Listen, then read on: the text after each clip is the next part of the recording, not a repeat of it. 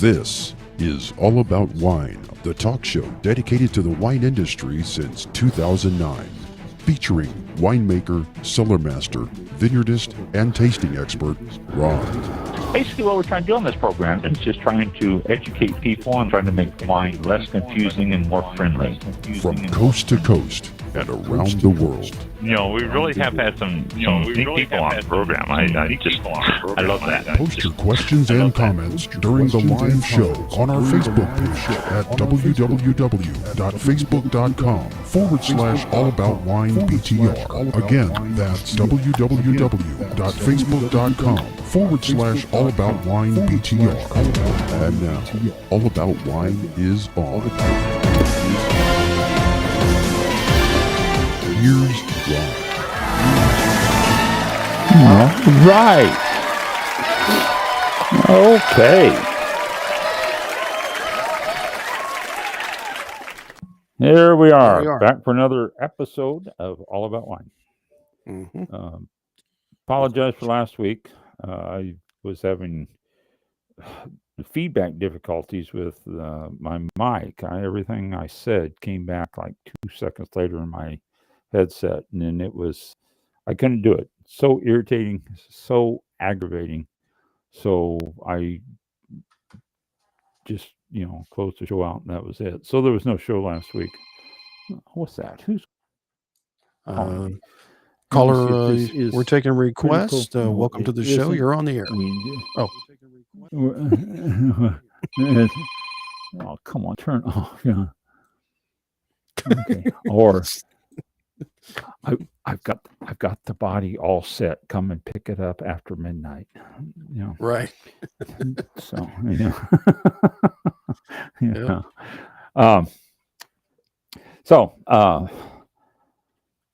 I didn't do a show last week. It wasn't there, but we are here this week. We are all set. We got some stuff to cover and things to do. What do we got coming up this week? There's nothing important happening this week, is there? Oh, there's what is it? Full moon tonight. What is it? It's like the seventh full moon of the year or something. Yeah, it's a special. Yes, it's called something.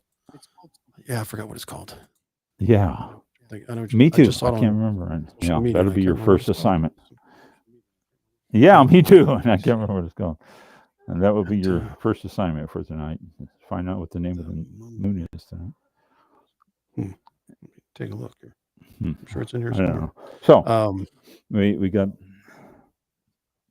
the moon tonight, and anything else? The buck moon 2025 is the farthest full moon from the sun. It's rising tonight. Look up tonight. The Cosmos is putting on a spectacular show on this July 10th. Oh, I can hear myself through your headset. Oh yeah. Oh, officially be at its peak fullness at 4:36 p.m. today. Eastern time. So 4:36 this afternoon. Yeah, and then expected to rise around 8:53 p.m. That doesn't make any sense. So it's going to be its peak performance in the middle of the afternoon before we can even see it. Correct. How can it be in the peak performance before we see it? Exactly. Yeah. Just try when the moon comes up and you'll see it. It's going to be. Remember that thing they did with the smiley face, and it was like one little dot, and the two little planets. Yeah, but all of the I don't know what you call it, memes or something about it was like you're going to see an actual smiley face, like a It was nothing like that. People were posting. I was like, that was nothing like what they were talking about. I know. It was nothing like. Yeah, it was funny. I know. It's always fun to see that, and then you see the reality. Yes. Oh, what the heck? Try to check this out. Wasn't that impressive? No. But anyway, that's tonight. Yeah. Let's hope the moon is more impressive tonight. So we got the buck moon tonight. Like I said, the seventh of the year, and the something else, some other celestial thing is happening. I can't remember what. No, it's not for a couple weeks yet, but we got a big a comet passing by, which is going to give us a bunch of shooting stars and stuff. So, but that I think that's in a couple of weeks or so. So, um, that's it. Nothing else happening. No holidays, no anything else coming up. So it's the dog days, I guess. No, that's August. I guess is the dog days. But we can start now. This is the puppy days, lead into the dog days. Okay, we got some information for you tonight to pass on to you about wine and different things, and some more glossary terms and all that. So let me find the first one here, and we'll jump right into it. A 5,000-year-old sealed wine jars were discovered. They were in okay, come up here in Egypt, and they're looking into it quite closely because it's really interesting thing. They are finding that intact grape seeds and stoppers are in the jars, and it's helping the scientists discover the evolution of wine and how it was made then and how it's made now. Jars were originally come from burial complex of Queen Marie Ninth, who was a powerful royal figure to have ruled, I guess, around 3000 BCE, before the Common Era, which they refer to now. They discovered hundreds of wine vessels, and many of them have been buried with her, so they've been untouched and in pristine condition. There's some preserved grape seeds with the jars, and so it's been quite an fascinating discovery here overall, and the stuff that they found gives them, they're saying, insight to early wine production and how it was made and any additives that might be put in the wines, and just a bunch of stuff along that line. The cultural and ceremonial role of the wine back then was really a very important part of the Egyptian culture.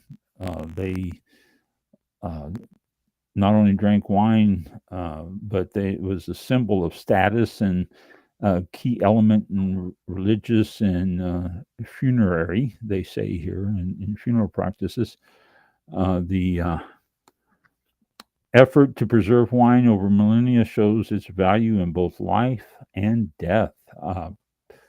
The links to trade and technology then with the wine is fascinating to scientists now, because it's giving knowledge of the fermentation back then, storage techniques, and the amphora and sealing materials that were used, and the high level of winemaking knowledge that they had back around the Mediterranean in that time period, and the potential on modern science. This is the thing that they're looking into more than anything else, because the sealed jars give the modern enologist and biochemist an opportunity to check out a lot of the early wine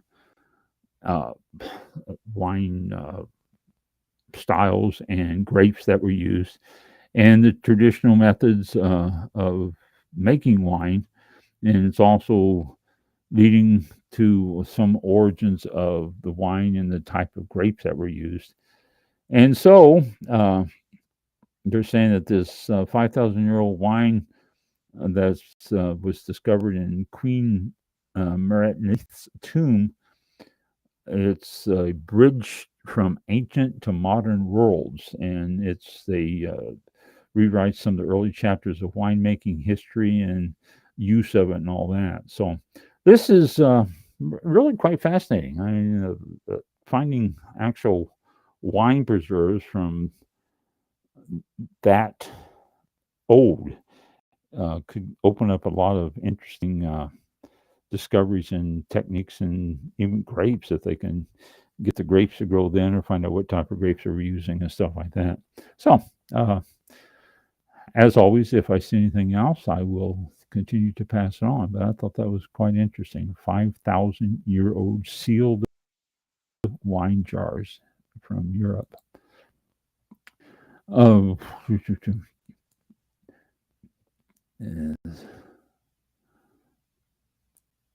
no.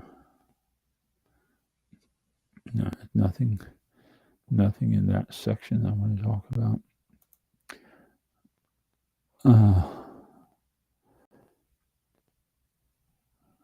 Let's see. Let me find that one here.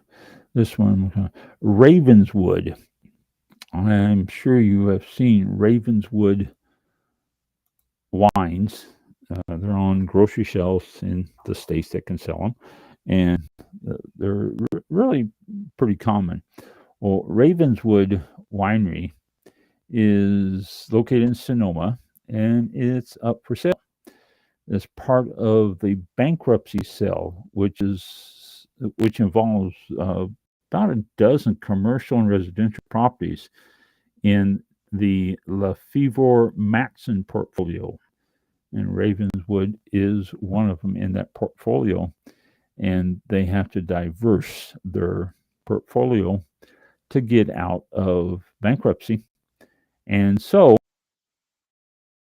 Ravenswood, I can tell you what, it's not important to you all here. But Ravenswood is one of the wineries in that portfolio. 23 acres. It has 23 acres, 46-year-old winery. Over 5 dozen entities that hold the properties filed for bankruptcy protection in September. Winery went on the market Wednesday at, well, I say Wednesday, this is not this past Wednesday, this is 2 weeks ago. Yeah. 3 weeks ago. 3 weeks ago yesterday it went on the market at $5.3 million. And so actually that's a good price. It includes nearly 13,000 of the production tasting room portfolio or bottles, plus 10 acres of vines planted to Zinfandel, Merlot, and other varieties. Ravenswood opened in 1979, and the tasting room opened in 1985. So it's been around for a while. It's been sold a couple times since then. Constellation Brands bought it in 2001. Gallo bought it in 2021. And so let's see. Yeah, that's it. So most of these sales were in bunches. Were in what's my word?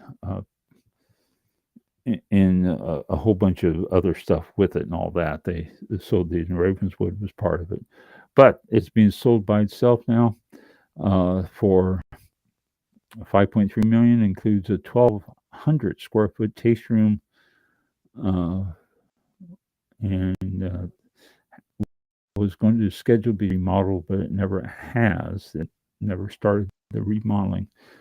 So if you have an extra $5.3 million sitting around and you want to invest in a winery in California, Sonoma, Ravenswood is available. Okay, let me get out of this and out of this. If I open up more than one thing at a time, I'll have a whole bunch there, and it messes up the speed of the computer too much, and so I have to do these things slowly. Let's see.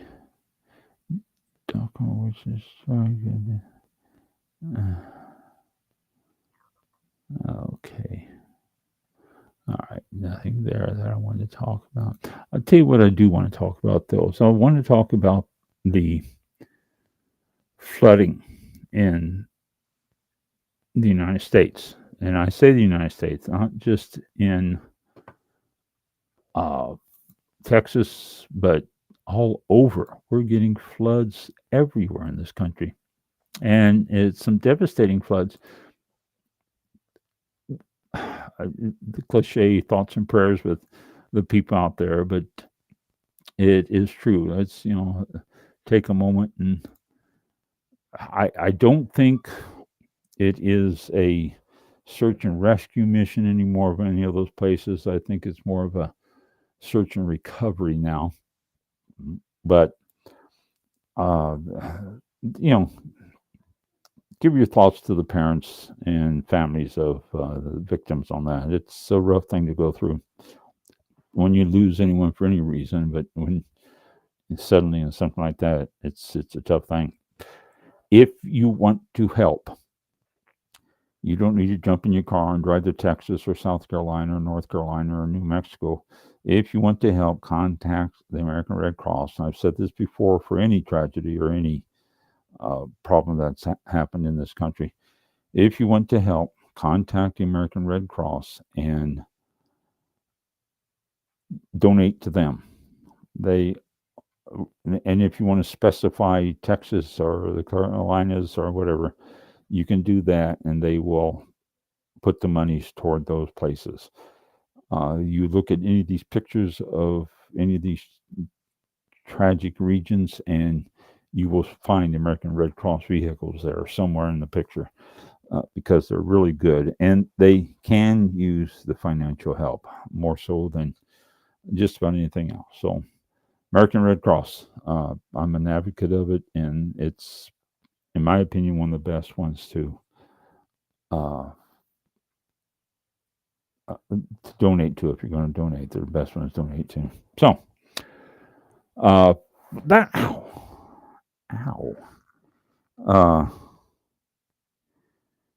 that being said, the floods in all these places have been through some areas that are wine regions of the world. And let's see, where am I? I'm trying to find. Okay, here we are. I found them.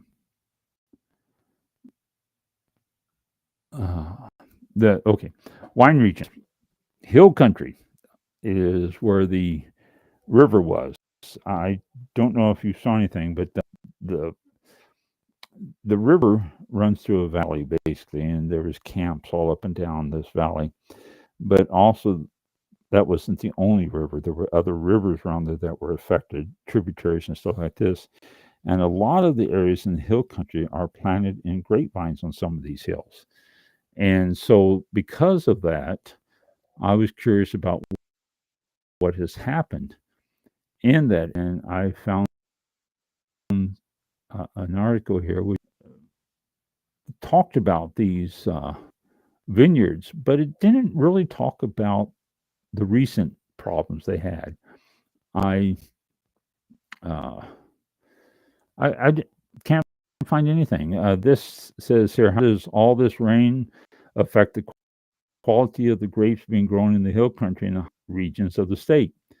And it doesn't say the recent floods, if it flooded out anything, if it did anything. And that's really what I was trying to find out for you. Grapes later on in the growing season require nice, dry, warm summer days to ripen. Well, this is a little bit early in the harvest, so they're not really that late season yet. It says if it's rainy weather continues into late summer months, then the grapes won't be able to ripen in time, which is true, and that's something that we've talked about before here, how it does. But problems can arise from all these rainy days. The humidity can give mildew and other fungi that can grow on the skins of the grapes. And if left unchecked, winemakers can have this fungi growth lead into some grape rot or any type of other mildew or molds. So they have to be real careful with the moisture in there and all that. But this is not just this year, this is any year. If you have a lot of ranger stuff, I was trying to find some stuff on what's happening to the vineyards that are in the path of some of these floods, and I could not find anything. It's for Texas anyway. They talked about a couple of these cellars, and the vineyards around there, but that was about it. The only thing is the a little overview, recent report overview. This is Google, Google, and it said flooding in Texas, particularly in areas like the Hill Country, which is prone to flash floods, can significantly affect vineyards and wineries in a variety of ways. And it gives a list here, which is worth quoting. Direct damage to vines and infrastructures.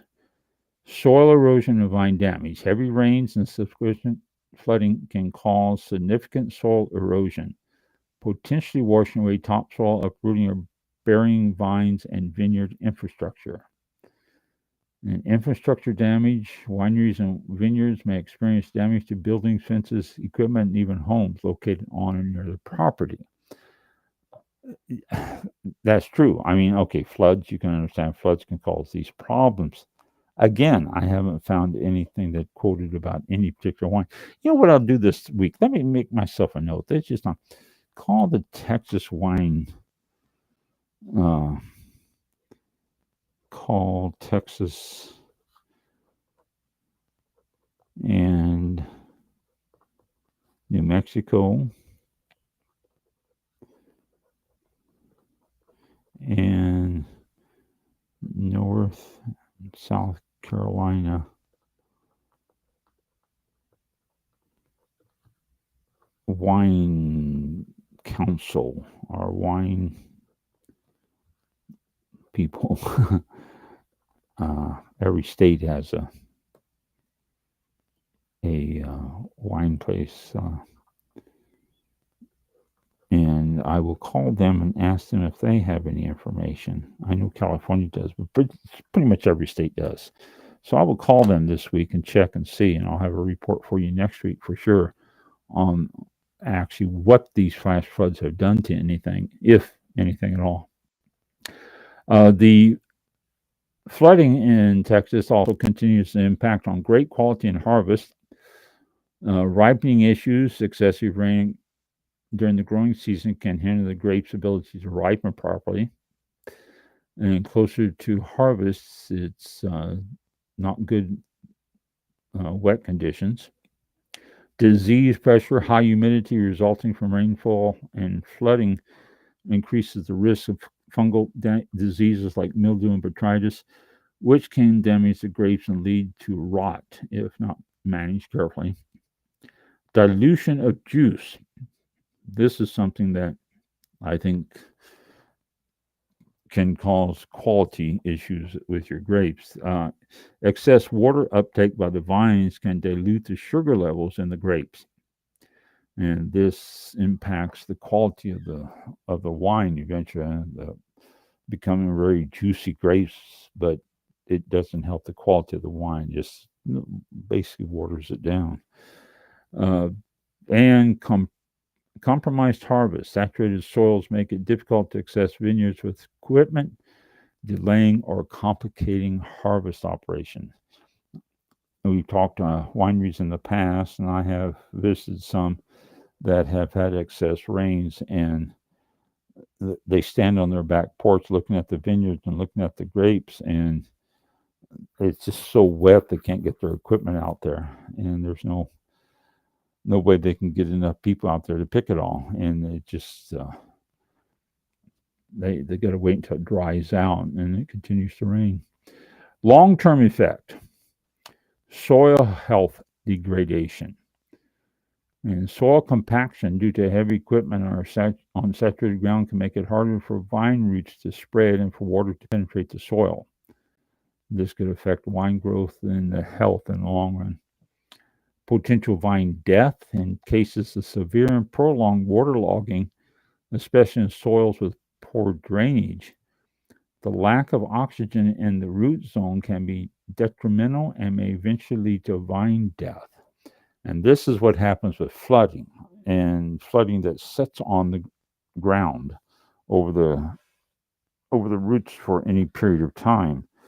What happens is the grape vines can't breathe, and they have to breathe. They can't be covered in water. They have to be able to get that oxygen to it, and plants themselves aren't sufficient enough to get oxygen down to the roots, and so they actually drown.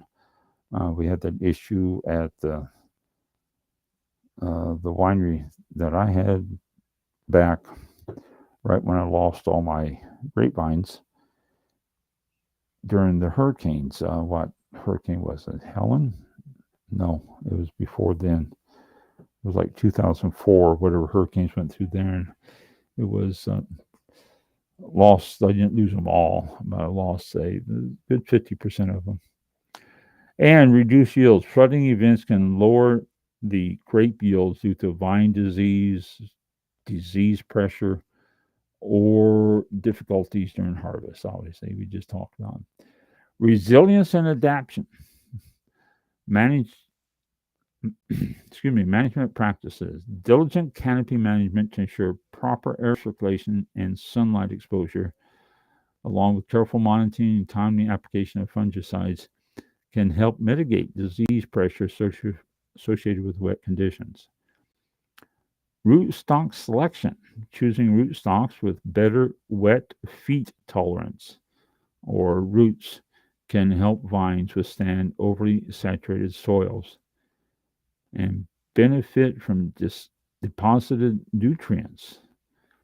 This is interestingly, vineyards that have experienced flooding can sometimes benefit from the deposition of nutrients and organic matter in the soil, which can promote healthy vine growth and fruit quality.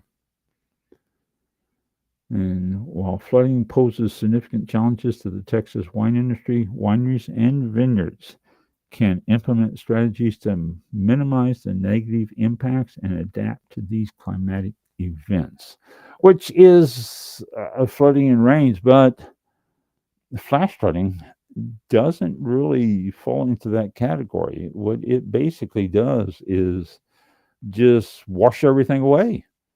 And so you lose your post, you lose your grapevines, or your grapevines are flattened out and you can stand it back up again, which is a pain. I just had a flashback. 2004 was the year we had 4 hurricanes go through here. First hurricane that went through, I had young vines out in the vineyard, and they all had posts, or not posts, but sticks, growing stakes next to each one, so they could have support while they grew. And the first hurricane that went through knocked all the stakes down. Okay, I went out there, I pounded, how many was there? 1,200 stakes back into the ground next to the grapevines. 2 weeks after the first hurricane, the second one went through. And that one also blew all 1,200 stakes down. I figured, okay, I went back on and pounded all those back into the ground. 2 weeks later, a third hurricane went through. And I said, I'm going to wait a couple of weeks and see what happens on this. Well, we didn't get a fourth, and so I went back out there, and I had to wait anyway because it was flooded. And I didn't, like I said, that was when I lost about half the grapevines. 600 grapevines died because of the water. But I put the stakes back in the ground, and they went from there. But it's something that you're constantly looking at whenever you have a vineyard, especially in areas like, well, Gulf Coast or Atlantic Coast vineyards. So let's see. Let me get out of this and go to this. No, the Carolinas, North and South Carolina. Recent floods affecting now. They are getting uh, remnants from Tropical Storm Chantel, which came in July of this year. Which, yes, this is July, so it just hit them, and they are fighting it right now and doing it right now. So, but recent floods, particularly in Hurricane Helene in September 2024, and then Tropical Storm Chantel right now, have significantly impacted wineries and vineyards in North and South Carolina, especially on the western regions of North Carolina. Many wineries in western North Carolina, which is a region for wine. You find a lot of wineries up there, a lot of vineyards, a lot of wineries in that area. And that's the areas that were impacted more than anything else. They suffered damage from the strong winds and the heavy rains. Some vineyards experienced damage to their physical structures, including destroyed bridges and buildings. Another example, Grandfather Vineyard and Winery had its entire entry bridge destroyed and severe flooding within the vineyard, leading to its indefinite closure. And in Asheville, which is another big area for vineyards, in Asheville, Plebe Urban Winery was completely washed away by floodwaters. Wow, some serious flood damage. And this was from Chantel.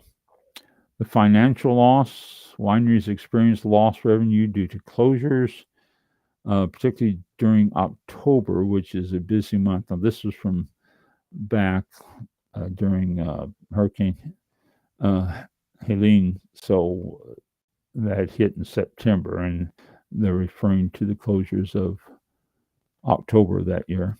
One winery, Euda Wine, estimated loss of $450,000 to $500,000 in revenue and damages due to equipment replacement costs.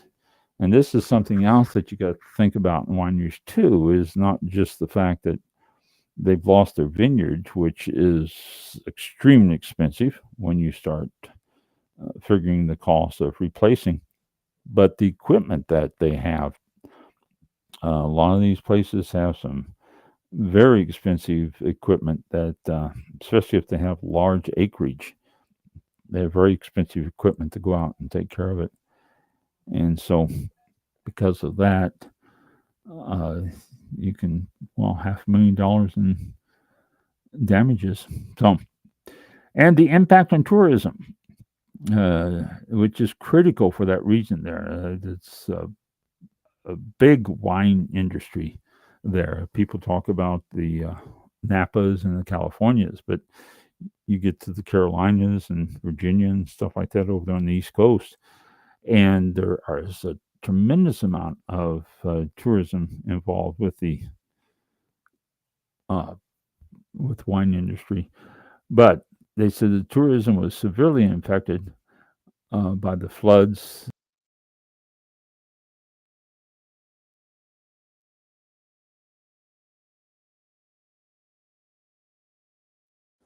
You still there?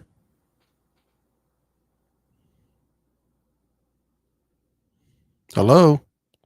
I heard by the floods, and then there was a like an interference sound, and you cut out.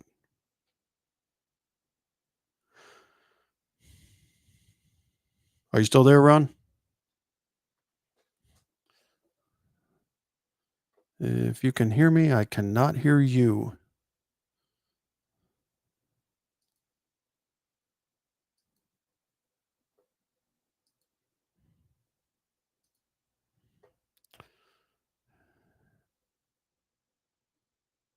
Looks like Ron disconnected. We'll wait around here and see if he rejoins the show. Hopefully he can. And Yeah, it's always an adventure. We'll see if he comes back in here in a minute.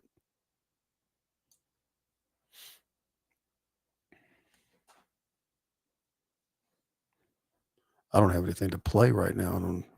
We're just talking about stuff.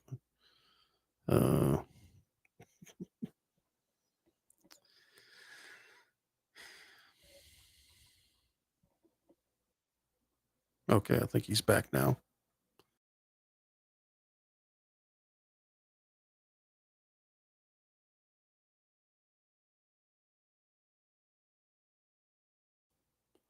You there?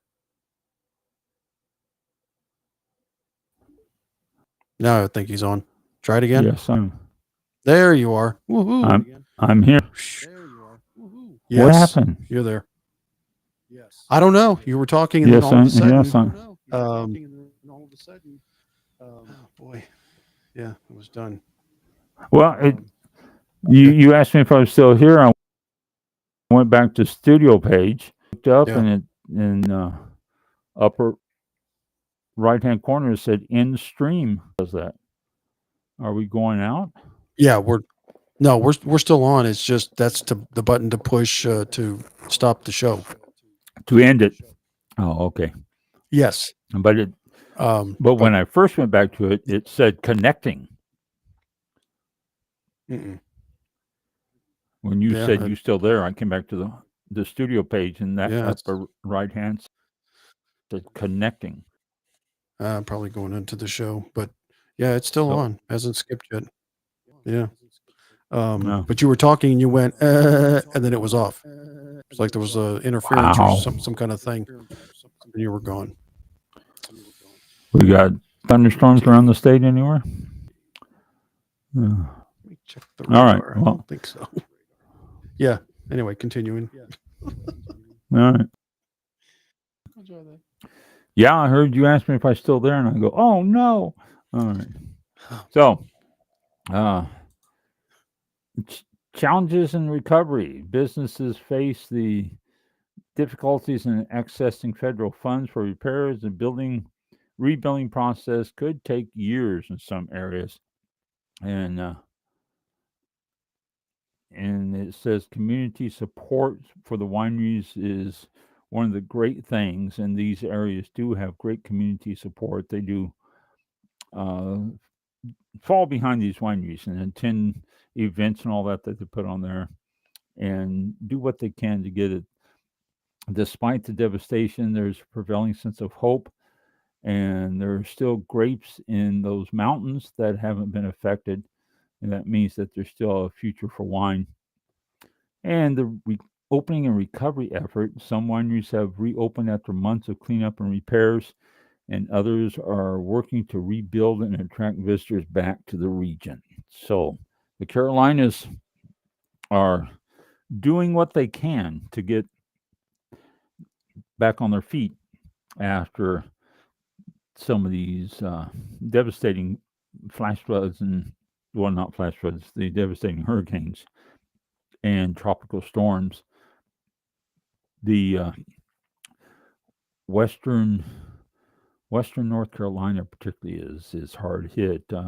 Asheville and stuff like that has been hard hit, but more so by Hurricane Helene than by the storm Chantel that's hitting them now. So, so much for that one. And then we got one other flood area that got hit heavily, although I just saw the news earlier this evening, and they were talking about the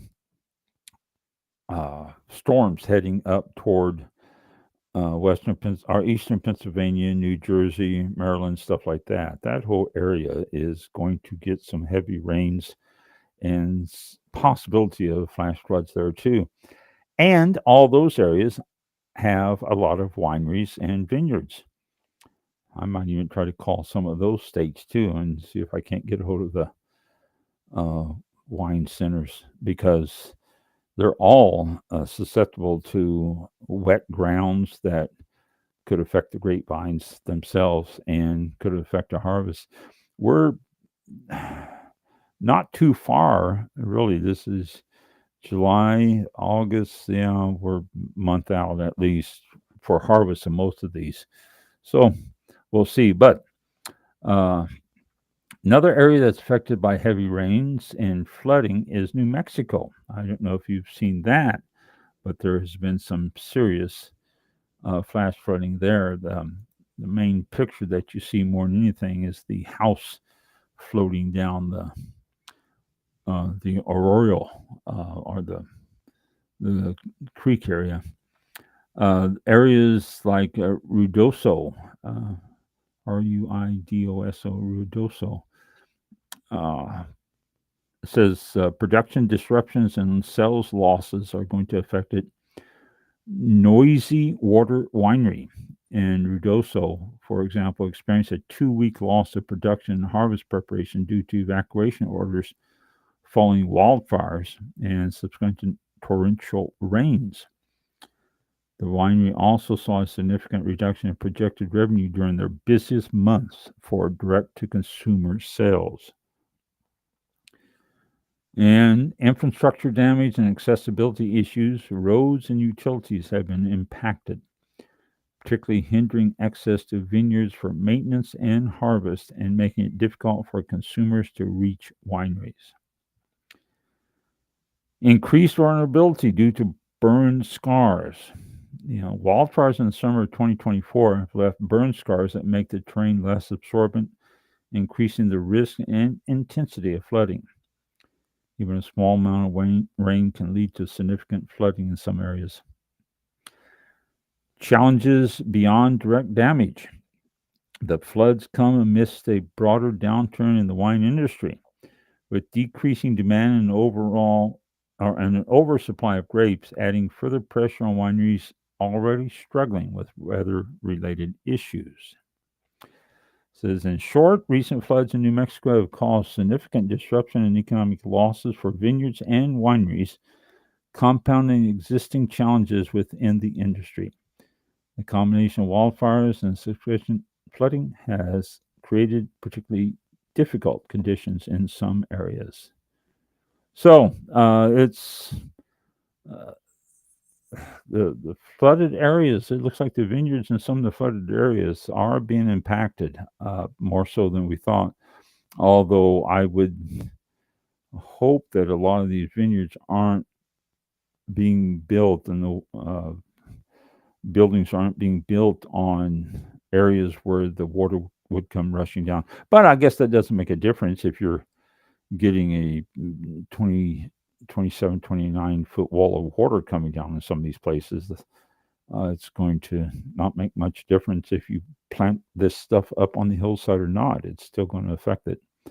So I will look at the possibility of talking to some of the people in the wine industry in these different states around the country that are getting affected by this, and not just the three that I told you about, but also Maryland, New Jersey, Pennsylvania, Delaware. All these have some significant amount of wineries in them, and vineyards are planted, and because of that, it could be affecting them. We're getting some serious rains coming across this year, and it's the weather cycle is unbelievable.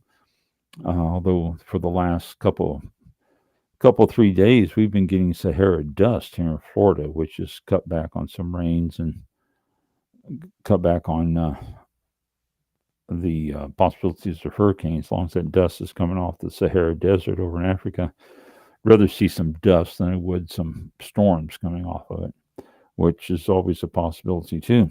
So that's what we have on that stuff concerning the flood, and I will do some follow up this next week and see what I can find out, some more information I can find out about the floods in the vineyards and how it's affecting everything there. So let's go to the glossary and end up with some definitions here. I think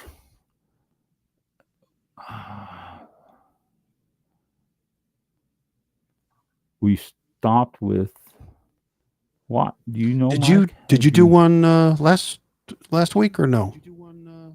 Okay. No. What No. I've got is you said next week gray rot. Gray rot. Okay, here we are. Gray rot. So good. I found it. Thank you. Gray rot. Gray rot sets in when the fruit fungus Botrytis cinerea, as a result of persistent wet human conditions, overruns a crop and destroys the fruit. Fruit afflicted with gray rot appears to be covered in a carpet of gray fur. How apropos that we're just talking about wet, humid conditions, and then we got gray rot as the first one. The fungus Botrytis cinerea is a blessing and a curse. If affecting the grapes right, then you're going to get ice wine, Trockenbeeren Auslese, Baron Auslese. These are affected by Botrytis cinerea. But if you get too much or too wet, you can't do anything with them, you are going to get gray rot, which is not good. It's going to rot the fruit, basically. I've seen gray rot on it. It sort of looks scary, seeing this gray fur on your grapes. Green is the next one. Tasting of unripe fruit. Wines made from unripe grape will often possess this quality. Generally not considered a positive attribute, but may be pleasant in Riesling and Gewürztraminer. Rieslings and Gewürztraminers always have this grapey taste, underlying grapey taste, but not green. Green is unripe grapey taste, which is not good. You know, you've all had those. You buy grapes at the store and you pop one in your mouth and you go, ooh, that's green. Green harvest. This is the trimming of unripe grapes to decrease crop yields, thereby improving the concentration of the remaining bunches. It's really a quite common thing. If you're getting yourself a big yield, you want to cut back on it or trim them down. And that's going to make a smaller yield, but it's going to improve the quality of the yield that you are getting. So that's always a good thing. Grip, G-R-I-P. A welcome firmness of texture, usually from tannin, which helps give definition to wines such as Cabernet and Port. Firmness of texture.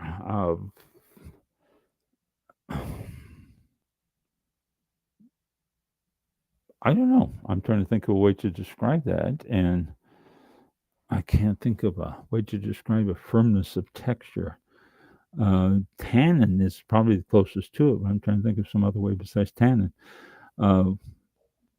But you good strong tannin taste in the mouth. It grips the inside of your mouth.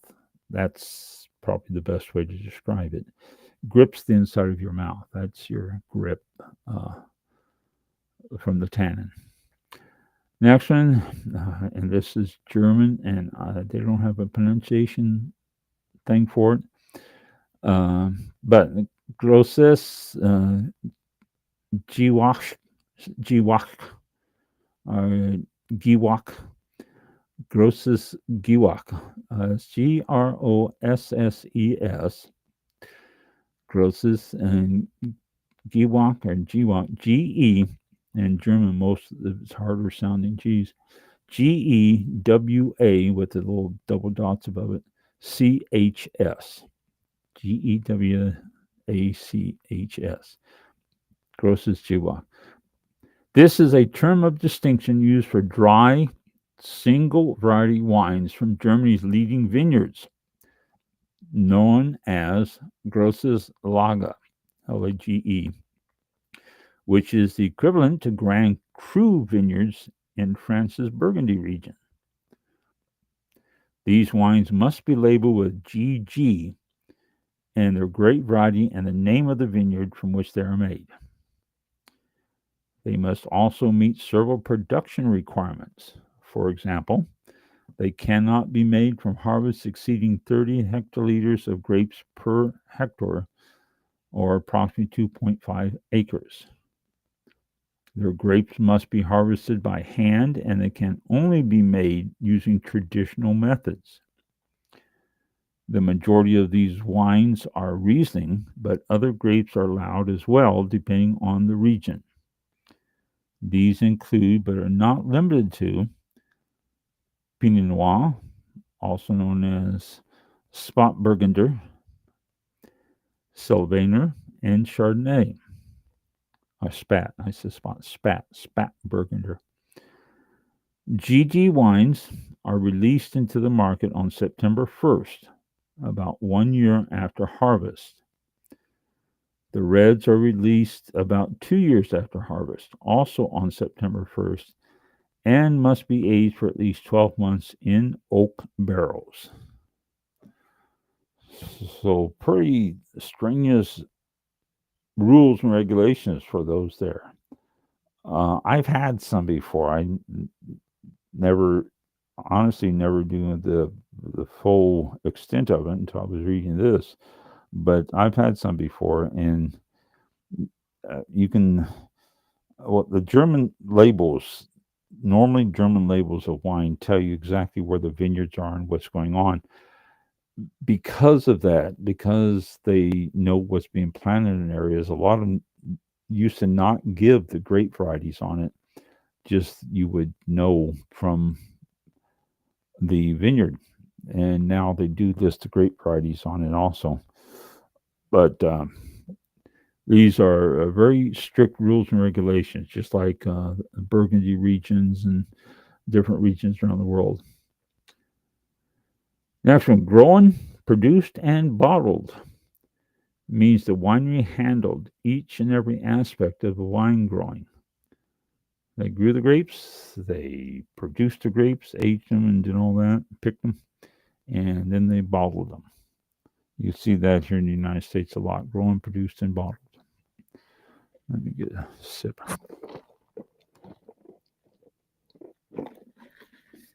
A sip of soda tonight. I don't have wine.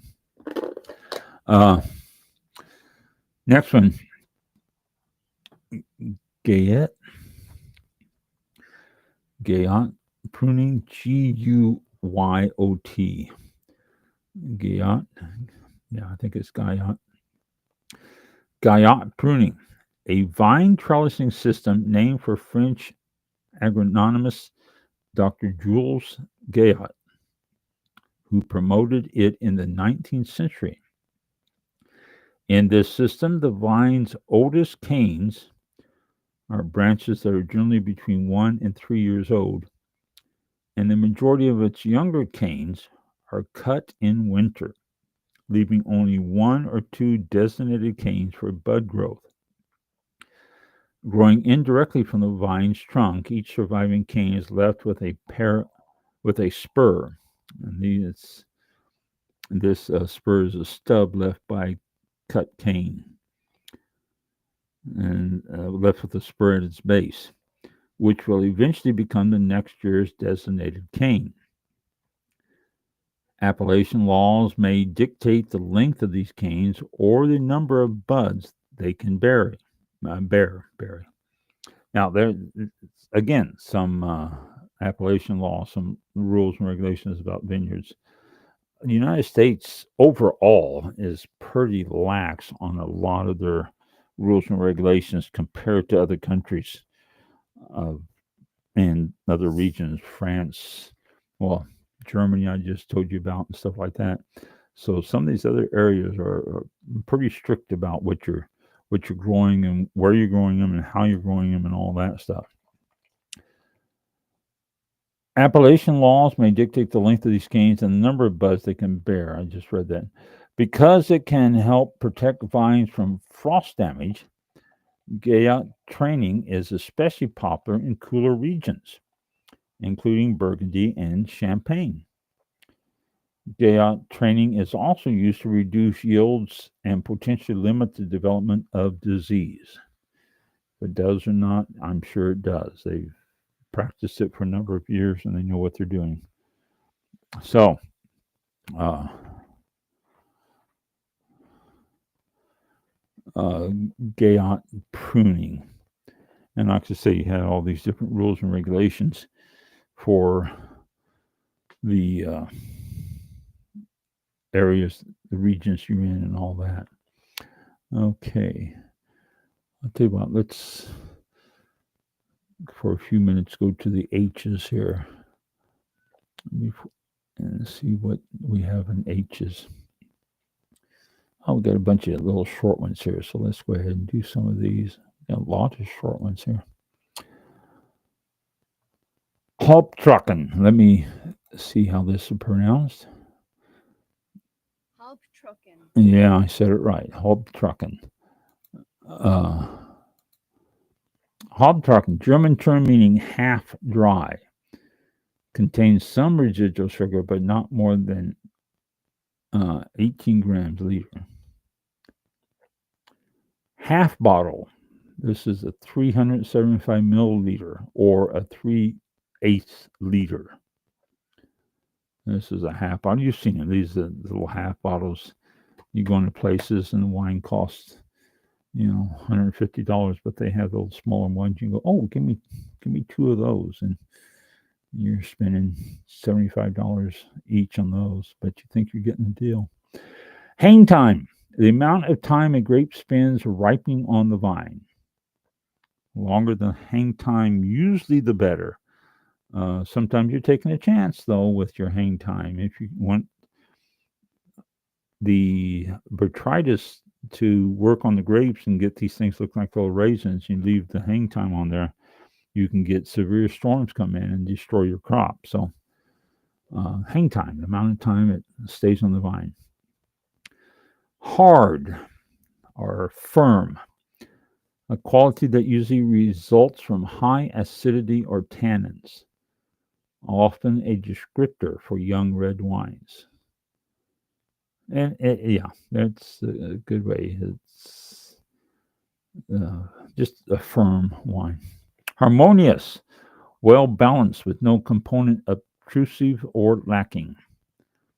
And that's always wonderful to get yourself a harmonious wine in your mouth. You sip it and you go, oh my gosh, this is so good. Everything comes together.